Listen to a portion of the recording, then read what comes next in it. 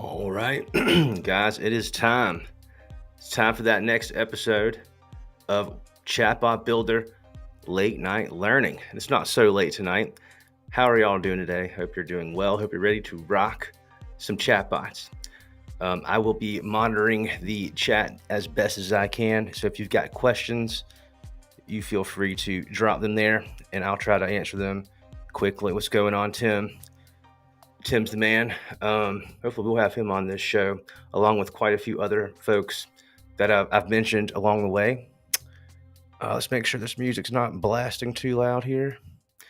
And we're going to get right into it today, guys. I'm going to go over just quickly what the traditional rule-based lead gen chatbot method was up until OpenAI just changed the game. And so you'll see the difference between using a flow to capture information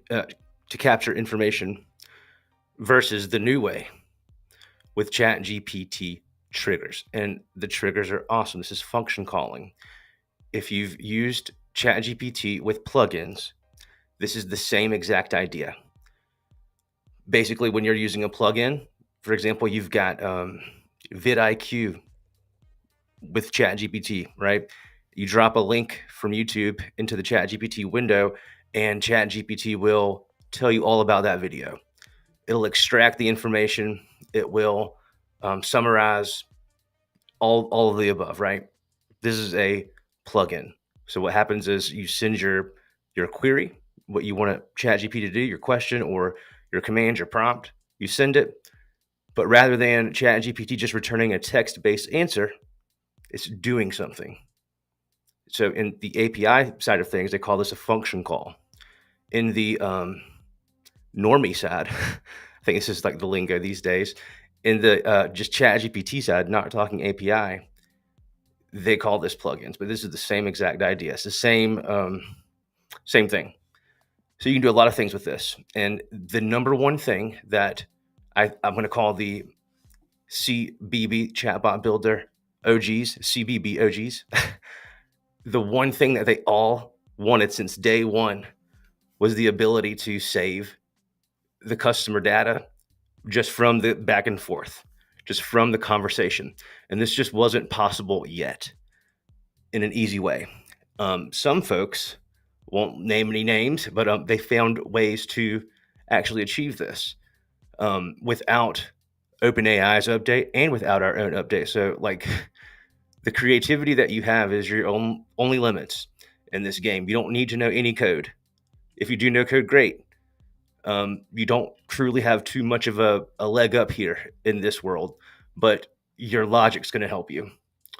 If you don't know code, but you're a logical-minded person, hey, you found the right niche. I'm going to go ahead and start sharing my screen here, and we're just going to get right into this thing. This will change the way that you make chatbots, whether you have been making them since like forever, 2016 and on, or whether you're brand new. We're all basically on the same playing field at this point. All right, so hopefully you can see my screen. What's going on? Raymond, hopefully you can hear me. Hopefully it's not silenced now. And I got my dad in there. Normie, yes, he's hip. He's government, y'all, so he knows all the lingo. So the first things first, obviously, you're going to have to jump into your account from our website here. I've already jumped into one of the accounts that I've got, and we're in the flow section, but you'll usually end up here on the analytics page. What we want to do in this case is maybe we want to capture data, right, with a flow. So you actually have a collect data flow already made with all brand new accounts. Maybe you've checked it out, maybe not. But this is a flow, a rule-based flow, meaning you've got to follow the rules to get all the way through. So we've got our first block here. It says confirm your first and last name. We see the starting indicator. That's how we know this is where we're starting from. Confirm your first and last name. When I click into the block, I can edit the contents of the block. So if I click edit underneath this first question above the awaiting user reply notification here, If I click edit, we're going to be able to see the reply type that I'm looking for, which is text. And we're going to save the text into a custom field, which is a system field in this case, which just means we built it in for you. You didn't have to think of first name, last name, full name. This is built in. Where do you see this AI stuff here? This is all custom to my account. So you won't have that until you create something similar. So full name, right? We're asking the question, what's your first and last name? We're expecting the customer or the user to follow our rules, even though they don't know the rules necessarily. We expect them to follow the rules, and they're going to give us the first and last name. Great, we just saved it. Just like you would on a form on your website, a contact form. All right, so the next question is, please confirm your email address. We'll click edit, and we see the reply type we're looking for this time is not text, but it's email. And awesome, Raymond, I'm glad. Crypto Eric, my man, what's up? We're going over the traditional rule-based, old school flows. So we're looking for an email reply type. This means that if they say 1, 2, 3 ABC, submit, and they're going to get a message that says what you've entered is not a valid email. Please try again. You could make this message your own. You don't have to. But you've got to alert the user, hey, you can't go forward to the next question until you've followed my rules. And in this case, given me the email, right? So eventually they get the email, or you can provide or take away a skip button. I'll leave it available so you can see how that looks. Next, what is your smartphone number? So we're going to save the reply type that we're looking for is phone. Okay, so it's not just number, because number would accept 1, 2, 3. Boom, accepted. This is not a phone number. The idea here is to try to get a valid phone number so we can have a qualified lead here. So we're looking for a phone number as a reply type, and we're going to just save the information, the data, their phone number into the custom field called phone. All right, cool. Makes sense so far. After they've completed these 3 questions, we've got a couple of other questions here. We don't necessarily need these questions. We can just delete this guy and delete this guy. And instead, let's give them a happy little GIF, right? And we can just say, done. Put a little SpongeBob in there, why not? All right, done. Thanks for your time, first name. So let's go ahead and test this out. So this is a rule-based, super basic, funny, SpongeBob-y lead gen flow at this point, okay? So let's go ahead and let's see if I can view my stuff here. We will hit the preview button, and let's get the web chat link. We see that web chat is opened, and boom, it's got my previous conversation here. Here's a little trick. We can just append a little something here. Let's say, and LC equals 0. And so that's going to clear out all that prior conversation history. You can just append this to any flow URL that you've got. And LC equals 0. This is documented on our documentation for web chat, but this applies across the board for the most part. Please confirm your first and last name. So let's do that. Let's say Ryan Baggett. All right. Thanks. Please confirm your email address. I'm going to say 1, 2, 3. And that's going to say, this is not a real email address. Please try again. Okay. So then it says, notice this is important. It says the same thing over and over, right? This is because we've got a rule. We set the rule. The user doesn't necessarily know the rules that we're applying here, but they're going to find out, right? If they do something that we don't want. Technically, that's like how you would make a good chatbot back in the day up until earlier this year. You would basically set your parameters and set your rules, fire off on some ads, apply some QR codes, some entry points, and let your user do the rest of the work. They're going to just follow through. So let's go ahead and give them the email, follow the rules, and give them this email. All right, and now we get a phone number. I'll just give them the real deal. Oops. All right, so there's the, oops, I made a little backslash in there. Our system's automatically wiping that out, don't worry. So then we got the SpongeBob deal. You're all done. Visit the website. That is the old school method, guys. Now, let's look at the new way to do this. It's very, very easy. Instead of worrying about a flow, what we're going to do is rely on AI. So we're going to go to our settings and we're going to go to integrations. I'm sure by now you're all familiar with the OpenAI ChatGPT integration. We've got the best in the business, might I add. But we've got a new section here called ChatGPT Triggers. And this is going to do all of the things. In this case, I've already got one trigger already made for you in every single one of your accounts that you can disable, no problem. But this really is to benefit you and the end user. That's what we've got in mind here. In this case, connect user to a human. What does this ChatGPT trigger do? When someone, you could try this right now. Unless you've deactivated it, it should be active. If you're using our OpenAI integration, if the customer or the user says, "Hey, I want to talk to a person," then what should happen is, based on what we've defined here, what does the trigger do? It allows the user to pause automation and instead be transferred into your live chat inbox that we supply automatically, and then alert whoever the admin is, whether you've got one or many. As long as the email address is supplied, they're going to get an email alert that says, "Yo, so-and-so, Ryan Baggett needs help.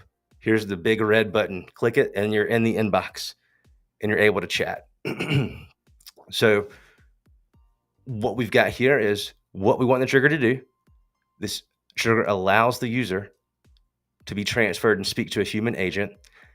And we're also going to send an output message after we successfully transferred the user. We're going to say, "Hey, you're all set. You're chatting with a human now," or "We've alerted a human," something along those lines that makes sense based on their prior messaging context. So this should be very, very helpful. Otherwise, you'd have to build this logic yourself. And while it's very easy to build logic in general, it's harder to build it in a very consistent functioning way until you get really the hang of it. Once you do, you'll be making triggers for everything. I'm sure of it. In this case, I made one. I mean, I had to step it up for you guys. You can test this out once you install this template tonight whenever I load it. Our chatbots will be the only chatbots at scale right now that can know the day, date, time, and weather just by default. And this is very handy information. This is based off of the examples that OpenAI provide in their documentation. In fact, the weather API is the one that I read about first. And the idea here would be to showcase that you've got the intelligence to build the trust with the user to say, "Hey, are you open right now?" Up until recently, the best that could be done is something like Dialogflow could be trained to learn the intent and extract that intent and then supply an answer like, "We were open Monday through Friday, 9 to 5. Well, the user in this case could have called or text messaged or Facebooked or Instagrammed, messaged the business at 4:30 or 4:45. And so instead of getting just a generic answer, it could have been like something like, "Yes, but we close in 15 minutes. But we serve you until it's time to close." Something like this, more on brand, more of what a human would likely say if they had reached a human on the phone. Whatever that human would have said, ideally, is what we would want our chatbot to have said to the question related to, "Are you open?" or "What are your hours?" Okay, so that's the idea there. We've got a current time function made for you that I'm going to drop in the templates, as well as the weather. And this weather deal is pretty cool how it works. And I think you'll be inspired on how to use it further. One big example that I know will be popular is integrating Google Calendar, because with this integration, you'll be able to use Google Calendar, for example, to have your appointments taken by phone, by text message, Facebook message. "I want an appointment tomorrow at 3:00. Well, now we can, boom, check against that appointment, book the appointment if it's available. If it's not available, come back and say, "Sorry, here's our next available appointment close to your desired time." Another one that I'll show, is going to be the join newsletter. This is essentially the same exact funnel flow we just made, collecting the first name, last name, email. This is what this does. This is what I'm going to show you next. So let's click edit here. And this is what it looks like. Everything on this window needs to make sense to OpenAI. Even though this is your window and your information, it's going to use the text on this screen to make the best decision. All right. So in this case, I don't want the title to be something that only makes sense to Ryan, 1, 2, 3, or ABC flow. It needs to have a meaning. So in this case, it's going to be join newsletter, right? What does the trigger do? This is going to allow the user to join the newsletter if they ask to join. Okay, well, ChatGPT, our main integration here, is going to handle all of that back and forth already. And so even if you include in your prompt prior to this trigger feature we've introduced, what would happen is you would get this same information if you told your bot to ask for it, the full name, email, and phone number, but it wouldn't be saved to the customer's profile. So that's what this solves. We're going to tell the trigger what we want it to do. This trigger is going to allows the user to join the newsletter if they ask to join. What data do we want to collect? In this case, we want the full name, email, phone number, and we could add a new custom field if we wanted to. We would just name the data that we want to collect, and we would match it to our custom field. I think this is all the data we want to collect for now. And we're not going to send a flow, although you could. If you didn't want to collect the data this way, and instead you did want to send that flow that we looked at originally, no problem. Instead of filling any of this in, leave all of that blank and then choose the flow.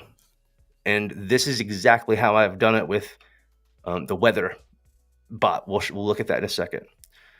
So join the newsletter. This allows the newsletter, allows us to join. We're going to collect the data, and let's finally include an output message that says, thanks. You are now subscribed. If I can type.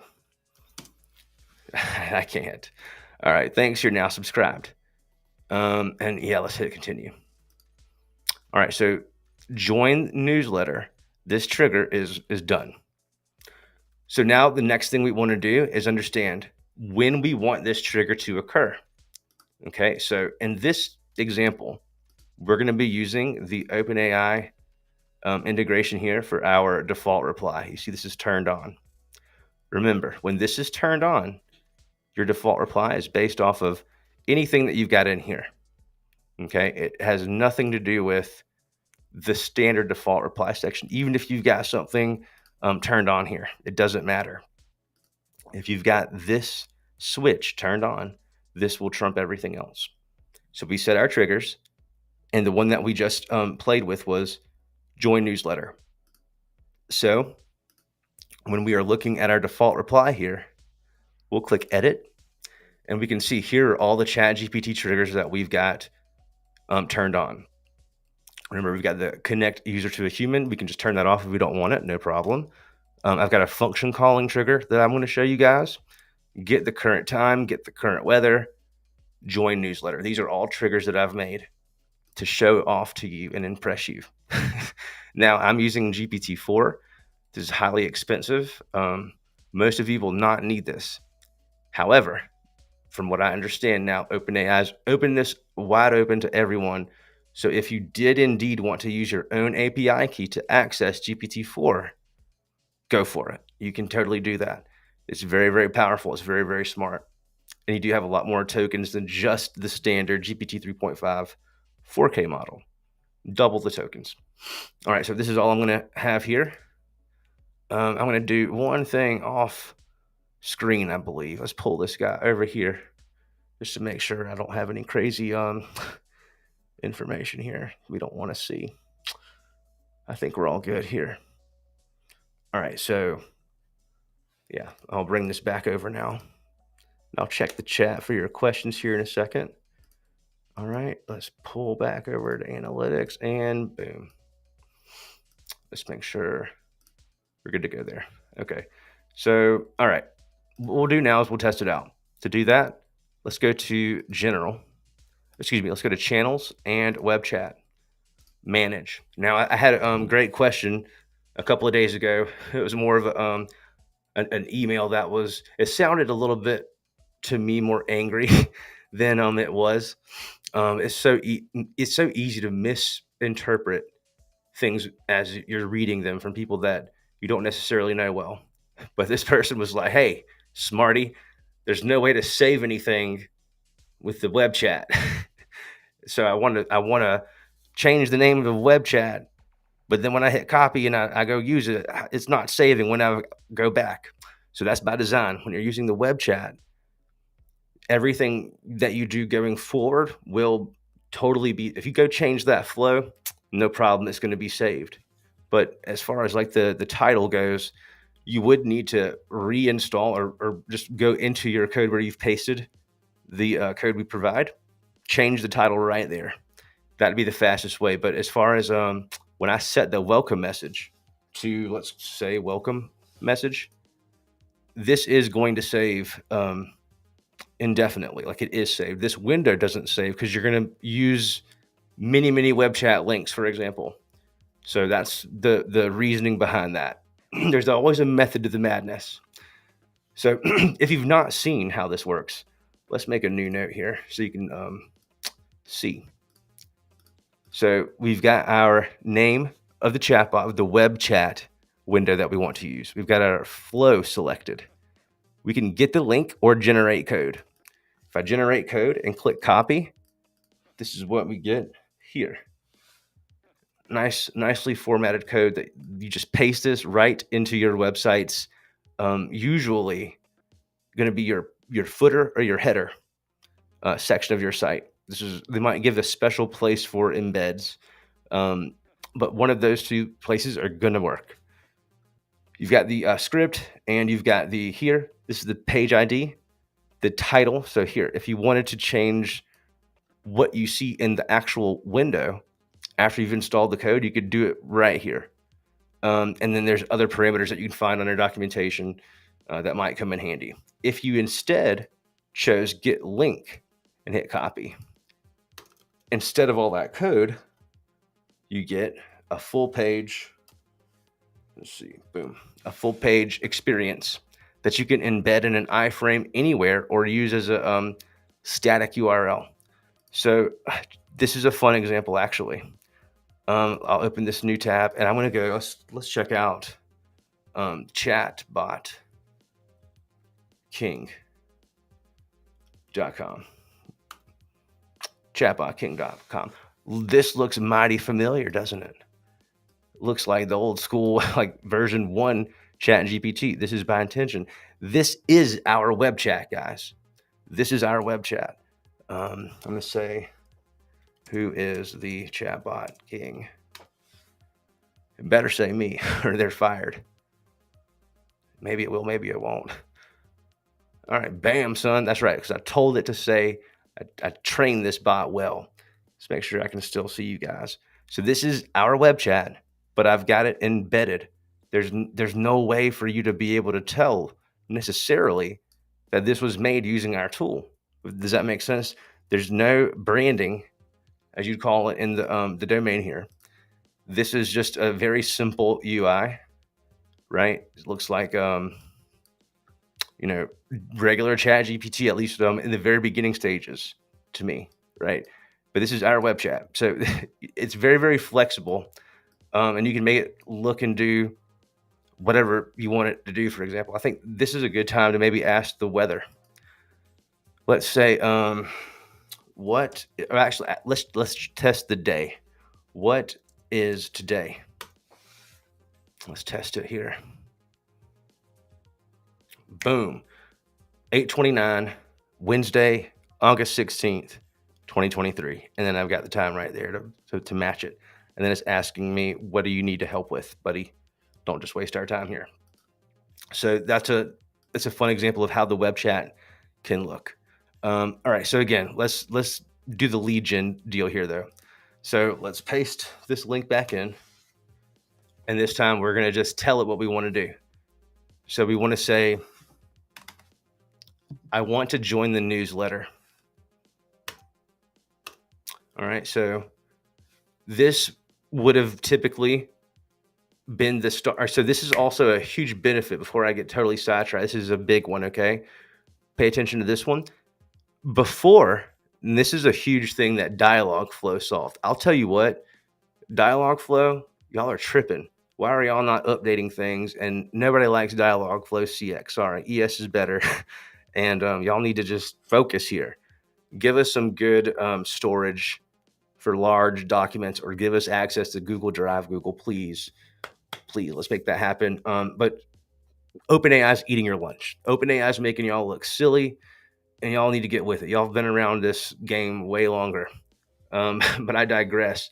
One thing that Dialogflow is huge about was you could ask one question and extract all the information. And I've told many of you this as well and showed several of you how to do it. So in this case, it saves time. And it also has other benefits, which I'll show. It says, sure, I can help with that. Could you please provide me your full name, email, and phone number? So do you see how it asked all three questions, or asked for all three things with just one question? Let's give them 2 out of 3 answers and let's see what happens. Sure. Ryan Baggett. Let's just give him one piece of information and let's see what happens. Boom. Do you see how this is working? This makes me smile every time. Thanks, Ryan. Can you please provide your email and phone number as well? Huh? I'm literally going to say that. It's going to ask me again. Apologies for the confusion. To join the newsletter, I need your email and phone number. Can you please provide them for me? Perfect. So let's give them the phone number, and let's give them the email, and let's make it be ryanb@aol.com. All right. All right. So boom, there we go. We got it. Thank you. You're subscribed to the newsletter. Now let's check the inbox to make sure we are there. Inbox. Boom. Do y'all see this? Here I am. Look at this. There's my name. I made that email specifically because I know that's an email that's not even real. I just wanted to see it change. I had an email in there before prior, and I've got the phone number. It sees them on the web chat just a few seconds ago. Are y'all seeing how awesome this is? And then I can check here, and do I have any flows that I visited? Just the welcome message. That's important to understand because that was a lot of required conversation back and forth and a lot of data collection here that did not require a single flow. And if you think about it, based on the answers that I provided, sure, Ryan Baggett, and I'm giving all the answers just in like the worst ways. And this is so cool because basically it knows what it should be looking for, and it's not going to save incorrect information. Let's take a look at a flow for the weather, for example. Well, let's look at the time first because that was a fun one. In this case, guys, because this is a more complex function, believe it or not, you've got to have 2 blocks here.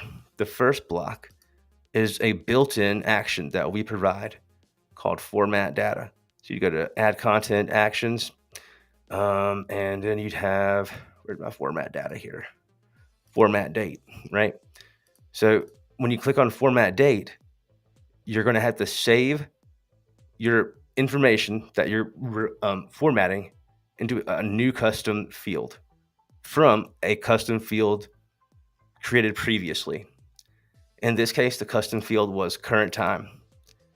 This is the format, and this is a hard thing to explain. I won't explain this on this video, but I made it super duper easy.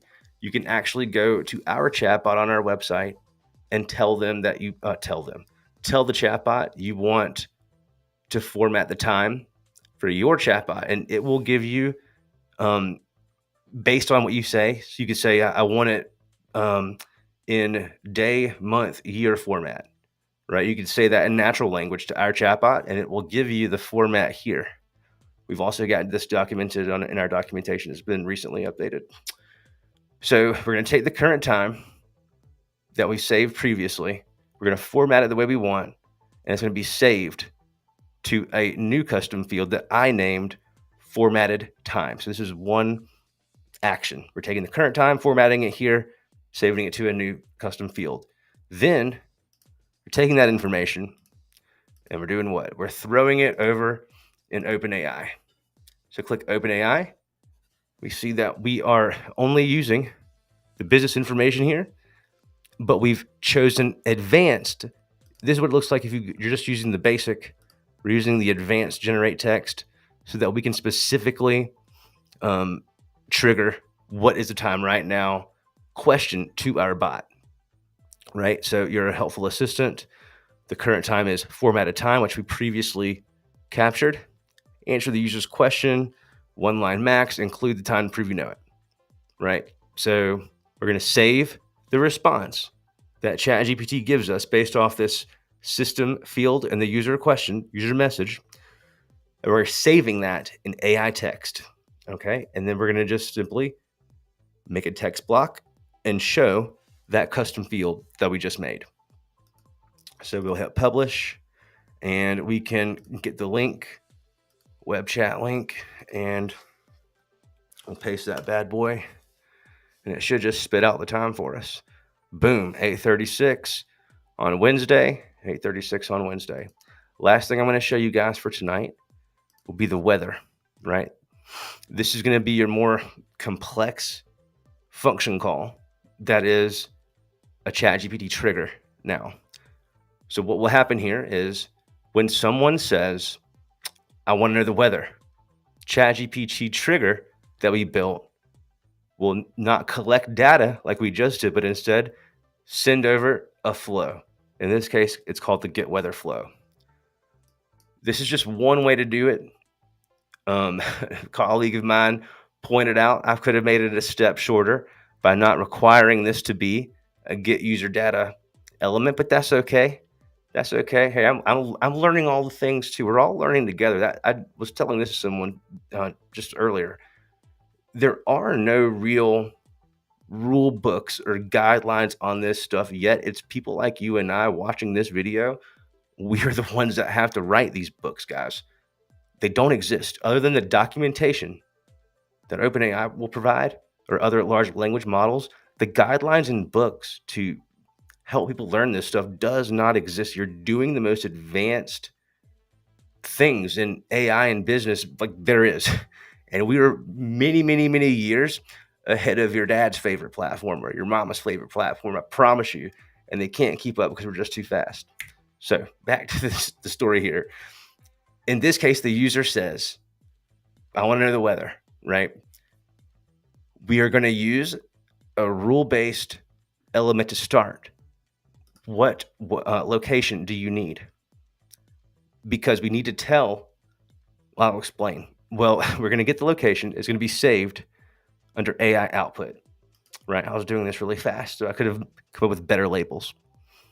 We're going to click OpenAI, and we're going to take that output. What's the weather? So I'm going to say Bluffton, South Carolina, for example. So OpenAI is going to say, okay, great. Extract the latitude and longitude of the user's location from whatever he said, Bluffton, South Carolina. Save the latitude and longitude in the corresponding custom fields, and then send the flow to the user, right? So I've got here, get user's location turned on. So it's going to then send the information I've collected here to an external request. And this is about as difficult as our tool gets, is making external request API calls. If you're not a developer, this is going to probably look like too much. It's not too much, especially if it's a template. You don't have to do anything with it. Like it's done for you. Don't worry about it, including the little API key here. What happens here is we've given the bot some basic information, Savannah, Georgia, Hilton Head, South Carolina, whatever location you want. We give the location. OpenAI does the magic sauce for us by taking that location and understanding already what the latitude and longitude will be. Okay, so it's going to get it correct every time. We've made a custom field for the latitude and longitude inside of the request URL to this weather API I'm using, so that it will always be correct based on that user's information. Okay, and so we can test it out now. Let's see. I'll tell you. Here's the OpenAI part. That's what I missed. So we make the API call. We save the information. In this case, it's current temp. Save the information. AI text is the lame label I chose, but we've made our API call. So this would be your typical boring answer without some additional formulas on top provided to the user. It would just probably be pretty lame and boring. We can't have that. So instead, we go here to OpenAI, and this took me a while to really figure out. But I've got convert the current temperature, which was in Kelvin, and here's what it is in the AI text. Use this format. User, what's the temperature? Assistant, here's the answer. And never mention Kelvin or conversions in your responses. Use only whole numbers and don't include any decimals. All this was being added in real time as I was testing this, because it wasn't quite exactly the way I wanted it. And so now we should be able to test it and get a good response here. So we'll hit publish.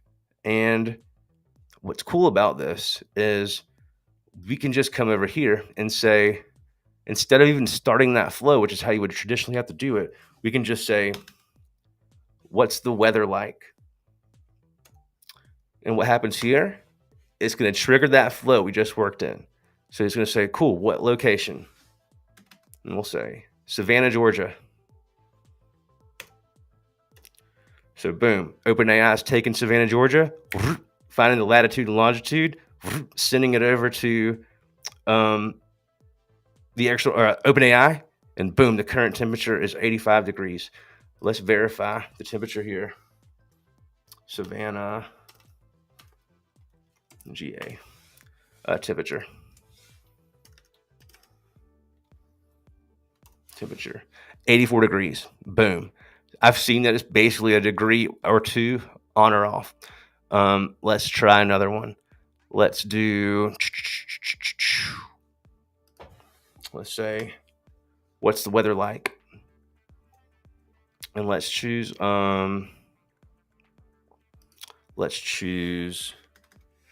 Anchorage, Alaska. Let's see what the temperature is going to be there. 56. Let's check it. Y'all think it's going to be right or wrong? Let me know. Boom. 56.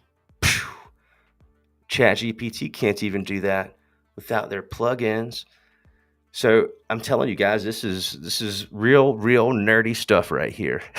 But this is the fun stuff. This is the stuff I think that is going to make all the difference. And the more experience that you get hands-on building AI, building out automation, the better off you're going to be for your business or for the businesses that you serve. ChatGPT Triggers, game changing. I mean, truthfully, I'll end it here. When I was real little, I had my first taste of computers looking at a boring old screen of Microsoft Word. I thought this was the most boring program of all time. And I was like, man, one day I'll just be able to type a sentence or two and just have it pump out whatever I can think up. Thinking that this is not going to exist until like I'm an old, feeble man, like 80, 90 years old, and I'll finally see it. Boom, we're already living that. And we're way past that, which is crazy to think, but we are. And so now, when you look at chatbots, where you used to have to really understand intent, really understand some deep conversational design concepts, nowadays you can just pretty much write out your chatbot Word doc style down to the parts where you want to save the customer data, add a couple of triggers here and there, and you're done. It is absolutely nuts. You won't find this on any other application that I've seen.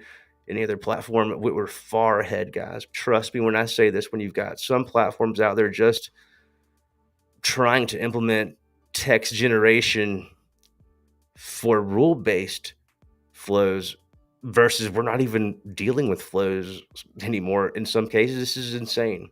This is going to shake things up. It's already in the wild right now. Shout out to Phil, who is a good buddy of mine, but also a customer. He just made such an awesome chatbot for his therapy office, and it's working on the phone. I think he built it for the phone first, then to the website, then social media, and he's using function. And he did this himself. I made a point. I didn't click the mouse one time. You've got a therapist, a guy that owns a therapy office, and a successful one at that. You've got a guy like that making his own chatbots using function calling, guys. This has not happened before. This is exactly what I was so pumped up about in the very beginning of this. Even without understanding all of the code in the world, you can create things that will blow people's minds. And I love when you guys are sharing the stories with me from the client wins. There's some of you guys are in the double digits in just a handful of months, which is awesome. And some of you guys are just really experiencing your agencies explode. And I really appreciate you guys sharing all the stories with us and with me. So keep that coming. Keep the feature requests coming. And shout out Raymond. He's a good buddy and a customer as well. And shout out to all you guys. If you have any questions, as always, let us know. Keep the feature requests coming, and I'll drop a little hint of what's in store for next month. I think that it's safe to say, as far as functionality goes, we cannot be beat. It's not even close.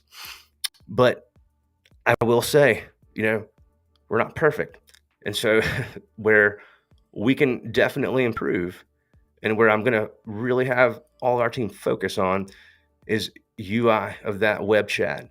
We've already got the most powerful web chat, but we're going to have the most beautiful, stunning, stellar web chat that you can think of, because this is the channel that I believe, aside from the phone, that I think is going to be the most used across the world, probably going forward until the next shift happens. It's just such a malleable, controllable space for your business or brand. It's like essentially an instant application that can do so much, especially when you consider function calling into the mix. But guys, I hope you enjoyed this episode. If you have any other questions or feature requests, that's what makes us better than the rest. We actually listen to you guys, and hopefully we've implemented most of the things that have been requested so far. Looking forward to the next batch of requests, and thank y'all for watching. Peace.